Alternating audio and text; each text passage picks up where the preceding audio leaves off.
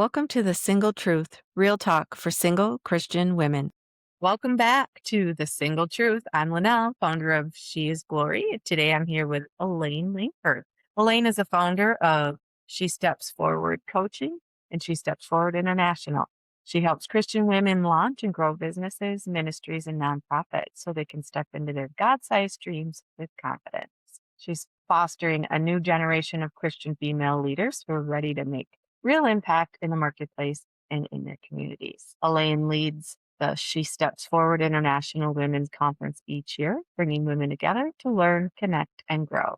Elaine, I'm so glad you're here with us today. Welcome to our podcast. Thank you so much for having me. It's such an honor to be with you, Linnell. Appreciate that. So, where would you like to start and bring us back to what you most want to share with us? Yeah, so I really want to be a light to women today. And I want to really express how much God needs you in the kingdom and that you have a divine purpose. So, what God did with me was I actually started out in a nursing career and I had a long standing 16-year nursing career. Everything was going swimmingly. In 2008, I had what I would call a Job, like Job in the Bible moment. And what I mean by that is that nursing career got pulled out from under me due to some political conflicts that were going on at the time. I was a nurse practitioner. I was doing pain management, very hot topic at the time. And unfortunately, the things that unraveled were not things that I could control.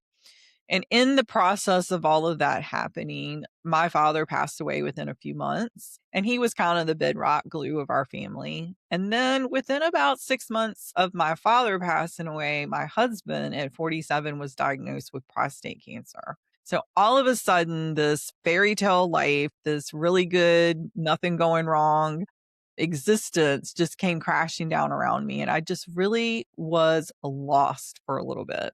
And I know you've all been through that. We come to these really hard crossroads in our life, and it can look like several different things. And as a person of faith, if you're someone who you feel like God has led you in a certain direction, and I certainly did in the 6th grade, I can tell you the classroom I was in, the window I was staring out, and I heard that still small voice say, I need you to go into nursing. And that is why I was in nursing. And I had this beautiful career. And then for all of that to disappear within a short period of time, and then to have the death in the family and then the cancer diagnosis, I was just delusioned by what was happening. And so this started me on a trajectory to kind of really relook at my life and what God was trying to bring to me. And so in short, I will say there was about a 5-year period that I really went through trying to rebuild life. And you guys have probably had that. If you've had a tragedy or an injustice or anything that's happened in your life, it takes a minute to get over it. And you're just left picking up pieces, right? And so, but in my picking up of pieces in those first 2.5 years, I will say it was really, really hard. Like there was a lot of sadness, a lot of depression, a lot of soul searching, a lot of sitting around just kind of praying and trying to figure out which way to go. But all the while, God was calling to me. And I want to really emphasize that God is always calling to us. We just need to be positioned to hear him. And Love so you. I would write down little things that he was downloading to me. I was for the first time in my life, reading the Bible cover to cover and just trying to dig in and figure out, is this God who he says he is? And can he do the things that he says he can do? And when you get to the book of Job, which I clearly reflected with at that point, we know in the end that it all worked out for his good. And I thought, what good is going to come out of this? And so I started pulling into service. And so I decided I was going to start serving my church that I was in a more intentional way, just to get my mind off of things. And so when we're in those deep, dark periods, and we can expand on this a little bit more, we need to like turn outwards, not inwards. That's what helps us get through. And so I chose service, and I did something so simple. I just went into my local church and started folding up worship folders or bulletins, whatever you call them in your place of establishment, and just did that week after week after week. This little task that helped the church, but got me outside of my natural environment and got me in the public again and got me talking to people and surrounded by people who loved me, quite frankly. And that little service just started pulling me back out of this journey that I was on. And as I did that, I started trying to rebuild my nursing career, started putting in for job applications again and just looking at what I was going to do with that. And along that time, my church started doing mission trips. They had decided they were going to start going to Nicaragua. And so I thought, wow, I really want to do that. Like I'm a very adventurous person. If you want to travel, let's go. And so I was very privileged that they made sure I was on that first trip. They had stood behind me in everything that had gone on. They knew that life had been rough for a while and they wanted to make sure I was on that trip. And so I got to go to this place called Puerto Cabezas, Nicaragua, which is a very poor oceanfront town down there where their life had been destroyed by a hurricane. It destroyed their biggest pier. And so their whole economic status just went down after that. The government really hadn't rebuilt it. But in the still of Puerto Cabezas, there was a church who had established an orphanage.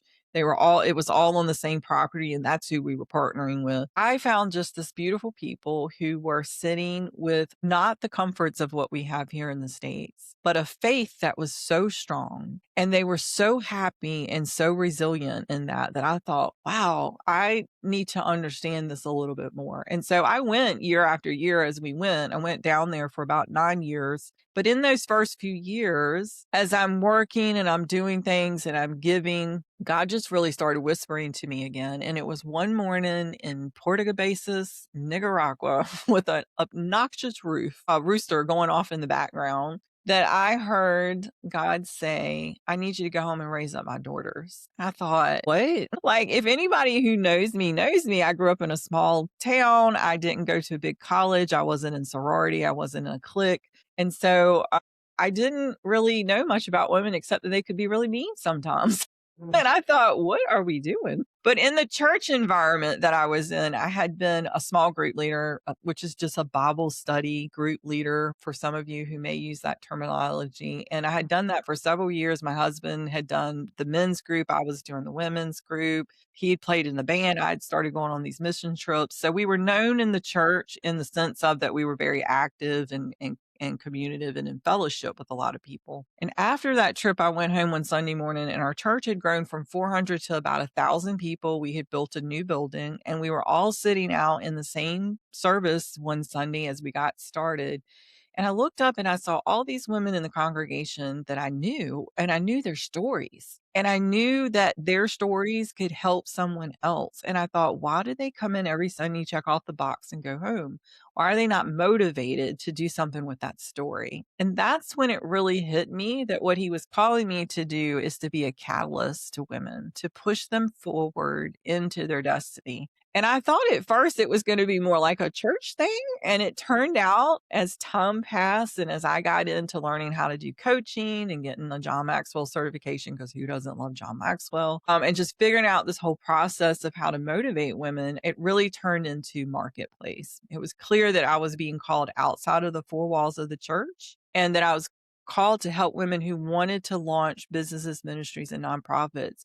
Not necessarily women coming out of executive branches of corporations coming down into entrepreneurship, but the real women at the root of the communities who saw a gap and wanted to fill it. And knowing that if they got their business ministry or nonprofit launched, it was going to change the trajectory of the people around them. And that really got me excited at that point.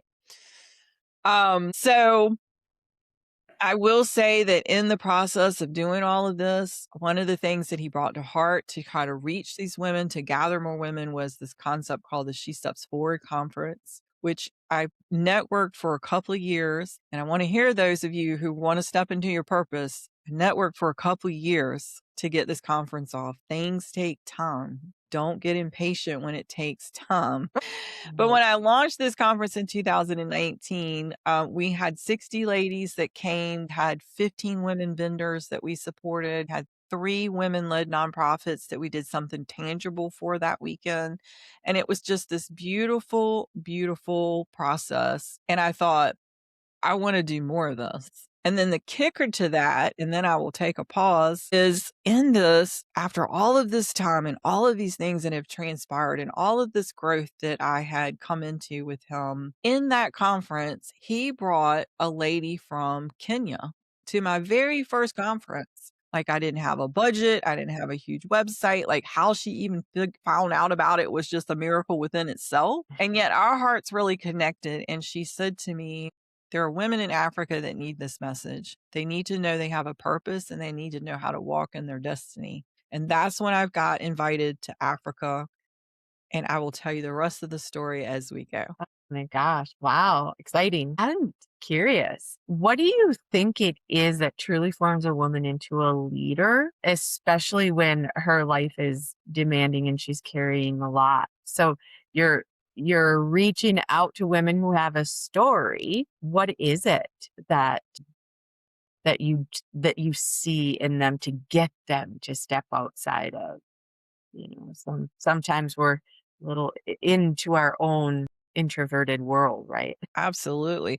I think there's a couple of things that play into us as women. I think culturally, and maybe even in some larger segments of the church, quite frankly, we've been told to isolate. We've been told to be a little quieter. We've been told not to be quite as brave. And we've been told that there are only certain places we can lead. And I believe with all of my heart that God has built us to be co leaders in this thing he calls the kingdom. And what women really need is to be able to see themselves as that leader. I think most people, when they think a leader, they think of somebody who's very extroverted and out on stages and in the public. But yet, what we need to understand is we're all leading every day. If you have anybody following you, a child, a neighbor, a congregation, a community, that you're a leader. And so getting those women to kind of shift and say, just because I may not be X, Y, and Z, I am leading and I have this gifting as a leader. How can I use that? So once we kind of get that switch, one, women start thinking inside of themselves, like, oh, well, I have this passion about thus and so. But then they're trying to figure out, well, how do I get from A to Z? Like, I Mhm. see the vision now, but I really don't know all those little steps. And so that's where God has gifted me in being a very visionary person, but also a very strategic person. And so, in helping them to build a correct roadmap, one that fits them, their gifts, their values, their particular lifestyle at the time, building it in a way that it doesn't overwhelm them and that they can achieve and have success is how you really motivate these women to step fully into their leadership. And it's a beautiful thing when they get that little glimmer in their eye and they can see the light at the end of the tunnel and they're ready to go for it at that point. But that's what I have seen, and that has been my experience at this point.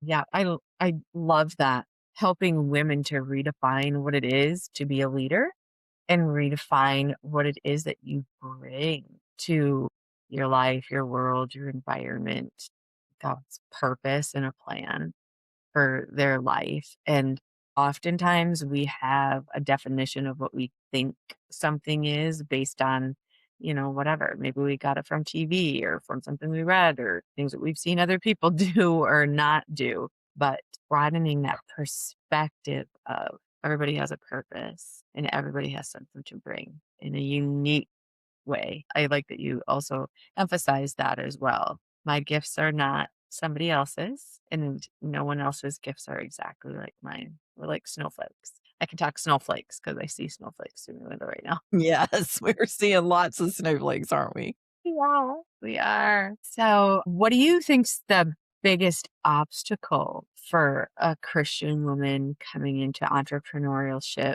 and what gets that breakthrough? Yeah, it's absolutely a confidence barrier. A lot of people will feel like that the person beside them is the more gifted, the more anointed, the more whatever, and it becomes a confidence issue. I watched Stephen Furtick a lot at Elevation Church, and there was something he said very profoundly years ago is as we're in our social media age, what a lot of us are doing is we're watching someone else's highlight reel and we're comparing that to our entire life. And so we have to realize that that is that is the position we sit in these days. But we have something valuable. You wouldn't be here if you didn't. And the way you're gifted is so unique that if you can just tap into that, you will see God has built us to be diverse. And he talks about it in the Bible how we are all members of a body, right? And Paul gives us this great example of actually using body parts when he talks about it. And so some of us are a hand, some of us are foot, some of us are part of the head.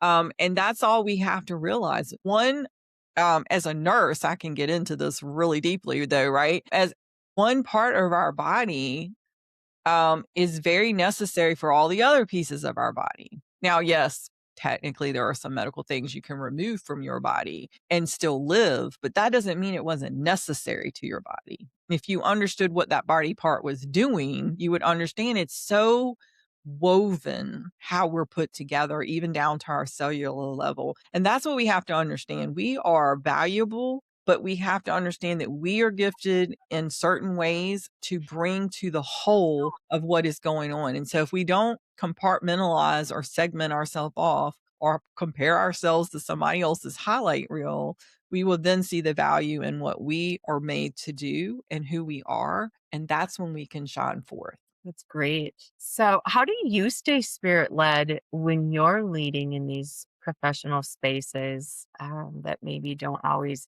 honor faith? It's interesting, right? I am admittedly probably a type A person. I'm very motivated to take on a challenge and complete it. And so I can, when I say that in all transparency, run ahead of God. I'll be like, oh my God, I can get this, right? Like I can solve this. And so it's a partnership with him. And what he wants us to do is to really be in partnership with him. And so for someone like me, it's like I need to slow down and hear more of his leading, where with other people, they just need to make that faithful step, just that one step that he's trying to get us to do.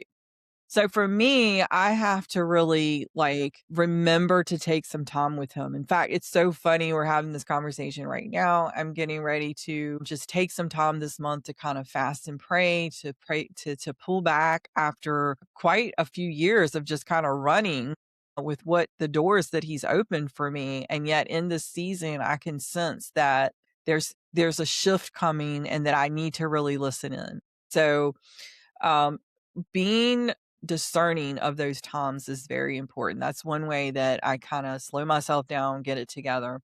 The other thing is just kind of taking simple time with him because I think we make this spending time with God so complex, right? Everybody needs to get up at 6 a.m. and read thus and so many scriptures and then pray for so many hours. And that's really not what he's asking us to do. He's asking us to integrate him within our life. And so for me, I am not a morning person. I do my best praying at night. So I try to not do that to God. He knows that I need him and coffee in the morning to get started. And then we can have a longer conversation at night. Not that I don't talk to him through the day, but I do take some time to kind of sit in the morning and let my mind settle and let myself get together. And I may read a verse or two. I do like to use a Bible app. I think those have been great inventions where if you can't get a piece of the Bible read, you can at least catch a word through a scripture. I don't beat myself up over how many scriptures I read in the morning. I talk to him just like I'm talking to you throughout the day. And then at night, one of the things I do to kind of refresh myself is I sit and I have like a worship set across YouTube that I listen to almost every night. And that's how I wind down for the evening. And so I think it's just this intentional refreshing and sitting with him. And so we all are going to have our own routines and patterns and things that we do. But just let yourself be open to that so that he can like breathe life back into you. But that is what I do personally to kind of stay in touch and kind of revive. I agree. I'm excited that you shared too that it's very unique and individual. It isn't that you have to communicate with God and interact with God and show up for God in any way that anyone else does. And I liken it very much to if you had multiple children, the healthy way to raise a child is really to the child and that you don't treat each on identically the same to get the maximum behavioral response that you would want from them. So I often will look at God and remind myself, I'm his daughter and he hopes, wishes, and is there for me for all best things. And he has love and grace for how I show up in a way that works for me, which, just like you had described, can look very different than for the next person. It is funny because we assume that somehow we're hiding a piece of ourselves from God. Right. In our humanity, we forget, like, he made us. He knew we were gonna be this way. Nothing. He gave us this personality, like, some of us are hugely expressive and some of us are just very quiet, and that's okay, it is how he's made you, and so just show up authentic, that's all he's asking for, and be Yes. yourself. Yes. Being genuine. So, my program, She is Glory. Glory is an acronym and the G is genuine. And it's Mm. really to show up as you are, as he created you, without feeling like you're not enough because you are enough. He made you wonderfully and perfectly. So, you've been married for a few years. A few. How has your partnership supported and helped you in this journey that you are in? Yeah, so my husband and I have been married for a little over 30 years at this point. I was very blessed to meet my husband when I was 17, just turning 18. So he has been my man for my entire life. And he's been super, I'm very blessed that he's been super supportive. And I know that not everyone has that kind of support. I mean, we in the early years, all honesty, we were both kids that were raised up in church. We both did the whole thing when we were around 11 or 12, and I think we were taught well. It wasn't like we went into that completely blindly, but we certainly weren't chasing God. We went through our 20s, just kinda living life and doing our thing, trying to be the best people we could be, but, not really chasing God, and it really wasn't until we had a child of our own that turned our hearts to, "We gotta get serious. We want this child to be grounded in the church," because we had both fortunately been raised by Christian parents and we knew how important that was. And so that's what led us to the church we were at that particular time when all of those things happened in our life.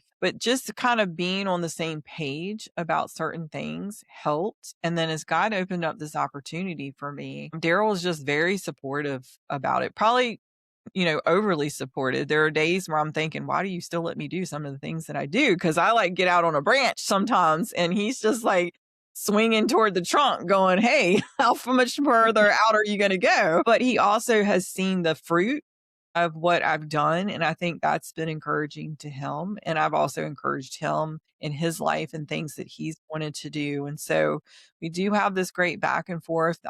We're just very I think we're just fortunate to have found each other, and so it's I probably would not be as far as I am have I not had a great life partner. I will say that. Like, there are just some things that's harder to do as a single person than as a married person with that kind of support. But even if what I would encourage is if any women are out there that if you're single, if you're divorced, if you're widowed, you can find a community that will support you. It does not have to come into the form of a spouse. And I just say, as long as we've got good people in our lives, just no telling what we can do. Absolutely. Yes. And you had mentioned too when you get involved with church and you were folding programs, but it's really about being around a community that's like-minded with a heart for Jesus and allowing and you mentioned too, being patient. Some of these things don't come online overnight and it's not necessarily fast, but showing up every day and living in the likeness of which he has called and asked and placed on our life. And, I'll often say our gift. It's Mhm, a gift to be here. mhm, And I too, in my 20s, I would say I was a good person. I've always been a good person.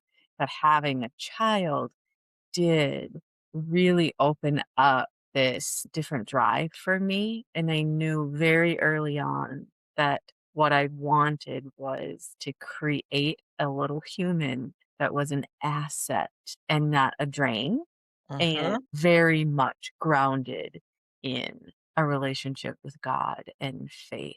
And, you know, he's helped me even as much as maybe I've helped him. So you're right. It doesn't have to be a spouse, but there could very possibly be another person in your environment that you can lean on in such a way to help walk the trajectory of a deepening relationship with Christ. And that's one of the things we're trying to do with She Steps Forward and in everything that I do. So I do have the private coaching practice, but then we have the nonprofit piece where we're building I'm really building community under both of those umbrellas, but the nonprofit builds the bigger community piece. And that is because when women try to step into entrepreneurship, they need that community because we build it off of the tenets of confidence, strategy, and sustainability. All of those things require someone else coming alongside you. The confidence piece, we lean into the story of Elizabeth and Mary, Elizabeth being Mary's cousin and Mary being the mother of Jesus, and how that relationship was there and so that Mary could go and birth this God-sized dream of having the Messiah, right? Like she needed someone in her corner who understood her, who understood the complication of what she was doing, the miraculousness of what she was doing, and no one else could fill that role but Elizabeth. And then strategy and sustainability, like building a business takes more than one person. You're going to have to involve other people, whether it's team members or clients or business partners. This whole concept of community is just so important. And so we are in She Steps Forward, particularly becoming a faith-based entrepreneurial community. Like finding that integration of faith and entrepreneurship is rare. Like there's a whole lot of secular out there. There is some faith with a little bit of business thrown at it kind of thing, but just really being able to integrate that takes a minute, and it takes people coming around you to kind of speak into that, to kind of see your blind spots, to hold you up, to pray for you. So community is where we're meant to be, whether it's in our personal life or in our entrepreneurial life. And so the Bible tells us about sharpening swords, right? Two together can sharpen the sword. And I know I'm probably messing that up a little bit, but you know where I'm going with it. So yeah, I'm all about community, whether it's personal level or professional level. And just ladies, we need to lean into that, and we need to do a better job of us as women being a community, because there can be a lot of competition or upstart or stuff like that goes on among women. And we need to be better about that. And so that's one of the reasons I love and focus on the story of Elizabeth and Mary. I think it's one of the best Bible examples that we have as women of how to have genuine community and life together. And so I just encourage everybody to go back and read through that story in the Bible. That's great. I'm going to do that today. So, when you are working with women, how can you to help them to really determine the difference between having an assignment that God has called on your life or the ambition? Because sometimes those things could be different and get confusing. So, I have learned there's a difference between having an ambition over something that God has called and placed on my life. How do you work? Absolutely. So when we're ambitious, we really already have like a preconceived notion of where we want to take it. We already have goals in mind, and we have already set a pattern of how we believe we're going to get there, and we just kind of go after it. And although ambition is a quality I believe God has given us, we can take it to an extreme, right?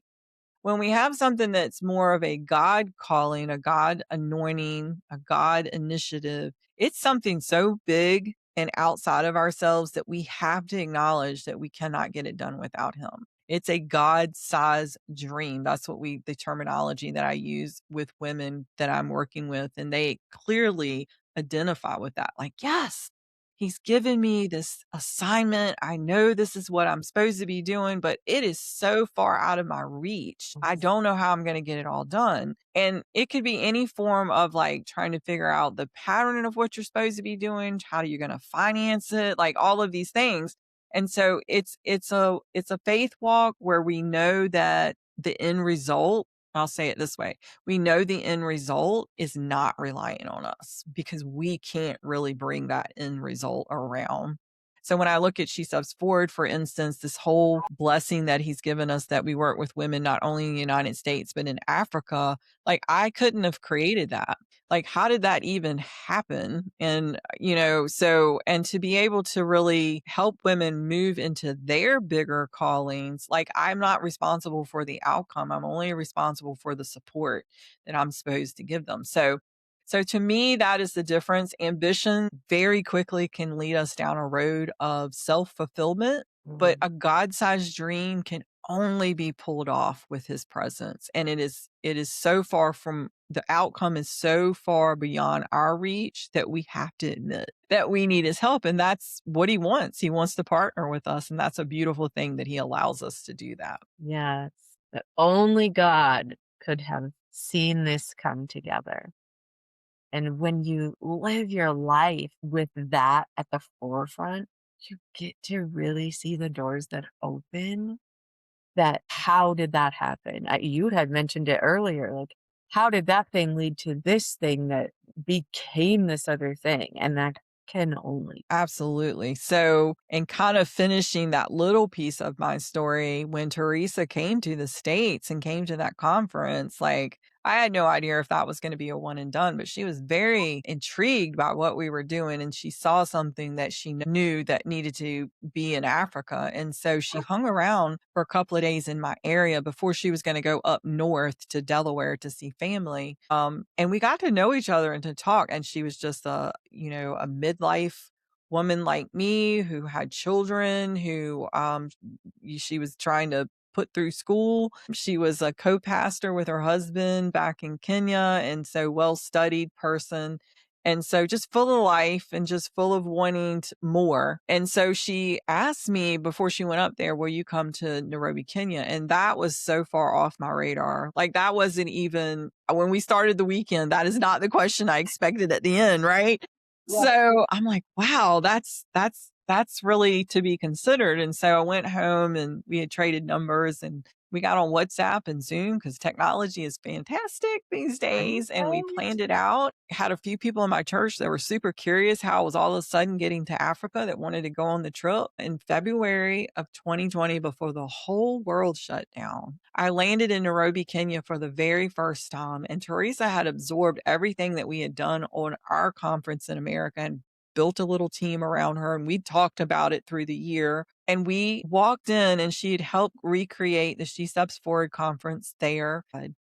I was blown away. And that's why I know that that is a portion of the world that I've been called to because I could not have pulled that off.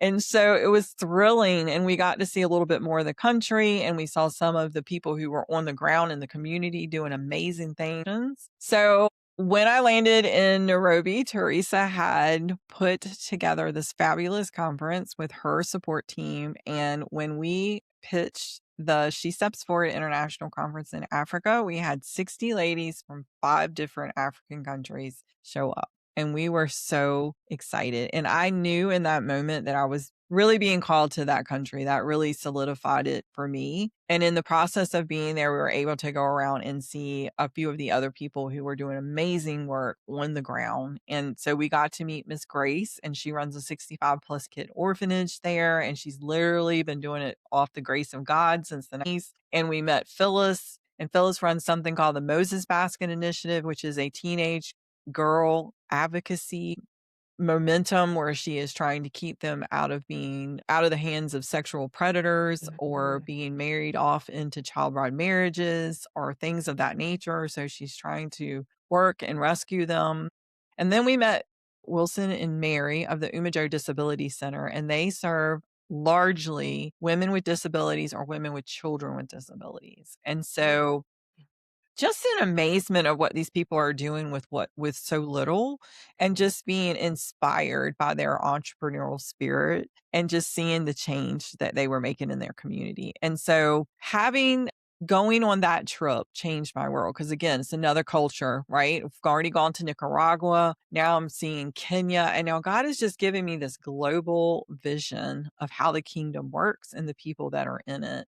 And so at that point, I was just kind of hooked in and just want to bring to their lives some of what we have here. And yet, as I'm working with these women that I'm working with now, because post getting a conference up and running, and we've been going there since 2020, once a year to hold a conference there.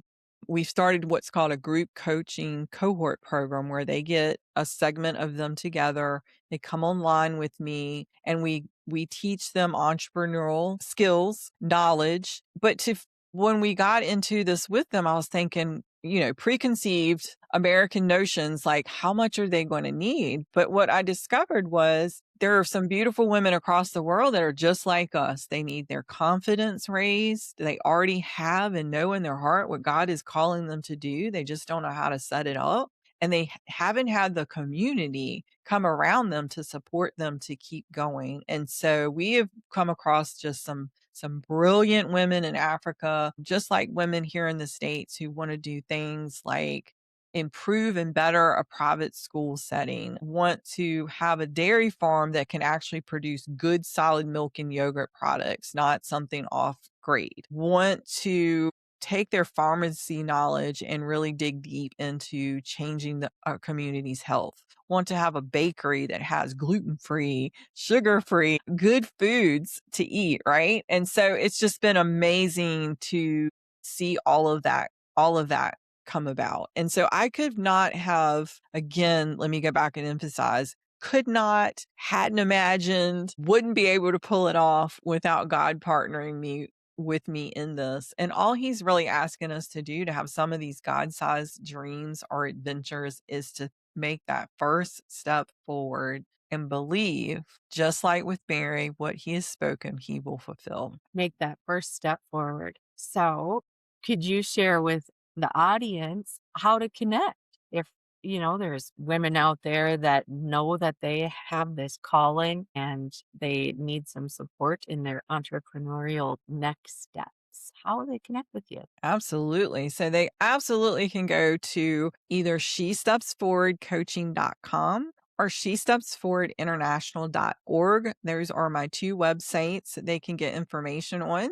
They can always schedule a call with me at Meet Coach Elaine. And I would love to invite them to the She Steps Forward International Women's Conference, which we hold here in America every March. And we have our next one coming up in March of this year, the 27th, 28th, here in the state of Virginia. And they can go to the She Steps Forward International website to get more information or womensconference.com. Lots of ways to connect with Elaine. Well, thank you again so much for joining us today. Very inspired by your story. I'm excited to see more to come and follow your adventures across the world. Thank you so much for having me and for providing the space and time. I appreciate you. Thank you so much for spending this time with the Single Truth today. Remember, you are chosen, you are loved, and your glory story with God is still being written. If this episode encouraged you, please follow, subscribe, and share it with a friend who needs some hope today. I'm cheering you on as you walk in His glory, one step at a time. I used to search the world for meaning, trying to earn what was already mine. But your love called out my name, and it opened up my eyes. No longer chasing every shadow, I found my worth in who you are. Now I stand in holy freedom, with heaven in my heart. I'm not broken, I am glory. Your truth is where I stand. Every promise you've spoken is now who I am. I'm not broken, I am chosen, called and covered. Heaven's purpose burning in my soul. I am standing in your power, made